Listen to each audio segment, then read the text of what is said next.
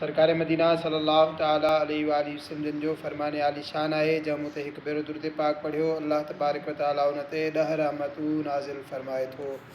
सल्लू अलल हबीब सल्लल्लाहु ताला अला मुहम्मद सल्लल्लाहु ताला अलैहि वसल्लम।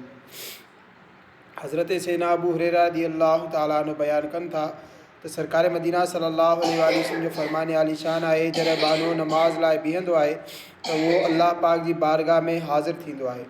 जॾहिं वो हेॾां होॾां ॾिसंदो आहे त अल्लाह पाक इरशाद फरमाईंदो आहे तूं कंहिंजी तरफ़ ॾिसी रहियो आहीं, छा मूंखां बहितर ॾांहुं ॾिसी रहियो आहीं।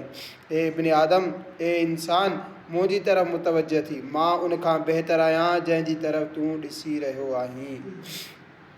नमाज में हेॾां होॾां ॾिसण सां रहमत जो फेरनि। हज़रत सैयदना अबू ज़र रज़ियल्लाहु ताला अन्हु बयान कनि था रसूल अनवर सल्लल्लाहु ताला अलैहि वसल्लम इरशाद फरमायो अल्लाह पाक जी रहमत नमाज़ी जी तरफ़ मुतवजह थींदी आहे जेसि ताईं उहो हेॾां होॾां न ॾिसे।